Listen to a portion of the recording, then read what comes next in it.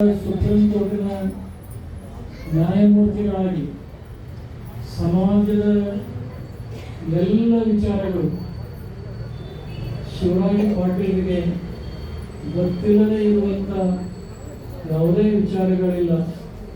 ಎಲ್ಲವನ್ನೂ ಕೂಡ ಅವರು ಬಲ್ಲವರಾಗಿದ್ದಾರೆ. ಯಾಕೆಂದರೆ ಹೈದರಾಬಾದ್ ಕರ್ನಾಟಕ ಭಾಗದಿಂದ ಕಷ್ಟದಿಂದ ಹುಟ್ಟಿ ಜೀವನದಲ್ಲಿ ತಮ್ಮ ಸಾಧನೆ ಪ್ರಯತ್ನದಿಂದ ಮೇರು ಪರ್ವತ ಹತ್ತಿದಂತೆ ಅವರು ತಮ್ಮ ಕಾರ್ಯವನ್ನು ಮಾಡಿ ಆದರ್ಶ ವ್ಯಕ್ತಿತ್ವವನ್ನು ಬೆಳೆಸಿಕೊಂಡಿದ್ದಾರೆ.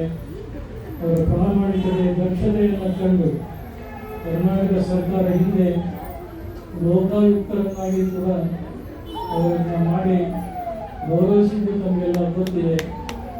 ಯಾರೇನಾದರೂ ಅಂದ್ಕೊಳ್ಳಿ, ಅಖಿಲ ಭಾರತ ವಿಶ್ವ ಲಿಂಗಾಯತ ಮಹಾಸಭೆಗೆ ನೋವೆನಿಸಿದ ಮಟ್ಟಿಗೆ ರಾಜಕೀಯ ವ್ಯಕ್ತಿಗಳು ಆ ಗೌರವದ ಸ್ಥಾನವನ್ನು ಅಲಂಕರಿಸುವುದಕ್ಕಿಂತ ರಾಜಕೀಯೇತರ ವ್ಯಕ್ತಿಗಳು ಅದರಲ್ಲಿಯೂ ಕೂಡ ಸ್ಥಿರ ಪ್ರಜ್ಞಾಂತಿಕನ್ನು ಪಡೆದಂಥ ಮತ್ತು ಈ ನಾಡಿನ ಪಂಚಪೀಠದ ಇತಿಹಾಸ ಪರಂಪರೆ ಮತ್ತು 12ನೇ ಶತಮಾನದ ಬಸವಾದಿ ಶಿವಶರಣರ ವಿಚಾರಗಳನ್ನು ಕೂಡ ಚೆನ್ನಾಗಿ ಬಲ್ಲವರಾದಂಥ ಶ್ರೀ ಶಿವರಾಜ್ ಪಾಟೀಲರನ್ನು ಸರ್ವಾನುಮತದಿಂದ ಅವಿರೋಧವಾಗಿ ಆಯ್ಕೆ ಮಾಡಿ ಆ ಸ್ಥಾನವನ್ನು ಕಲ್ಪಿಸಿಕೊಟ್ಟ ಇಡೀ ಕರ್ನಾಟಕದ ಜನತೆ ಅಷ್ಟೇ ಅಲ್ಲ, ಏನು ರಾಷ್ಟ್ರೀಯ ಒಂದು ಮಂಡಳ ಇದೆ, ಯಾರೂ ಕೂಡ ಅಲ್ಲಗಳೆಯಲಾರರು ಅನ್ನುವಂಥ ಒಂದು ಆತ್ಮವಿಶ್ವಾಸ ನಮಗಿದೆ. ವಿಶೇಷ ಲಿಂಗಾಯತ ಸಮಾಜಕ್ಕೆ ಅನ್ಯಾಯ ಆದಂತಹ ಸಂದರ್ಭದಲ್ಲಿ ಗಟ್ಟಿ ಧ್ವನಿಯನ್ನು ಎತ್ತುವಂಥವರು ಬೇಕು. ಡಾಕ್ಟರ್ ಶ್ಯಾಮಲ್ ಶಿವಶಂಕರಪ್ಪನವರು ಕಾಂಗ್ರೆಸ್ ಪಕ್ಷದ ಧೋರಣೆಗಾಗಿ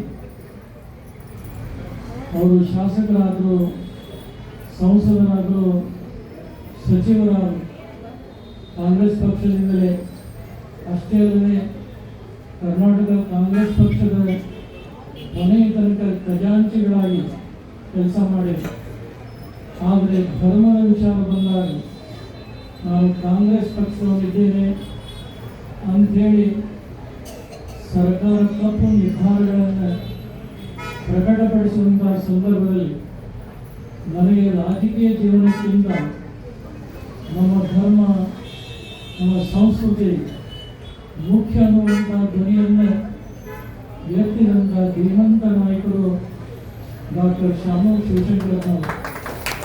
ಅಂದು ಅವರ ಗುರುನಮನ ಸಮಾರಂಭದಲ್ಲಿ ರಾಜ್ಯದ ಮುಖ್ಯಮಂತ್ರಿ ಸಿದ್ದರಾಮಯ್ಯನವರು, ಉಪಮುಖ್ಯಮಂತ್ರಿ ಡಿ.ಕೆ. ಶಿವಕುಮಾರ್ ಅವರು ಪಾಲ್ಗೊಂಡಿದ್ದರು.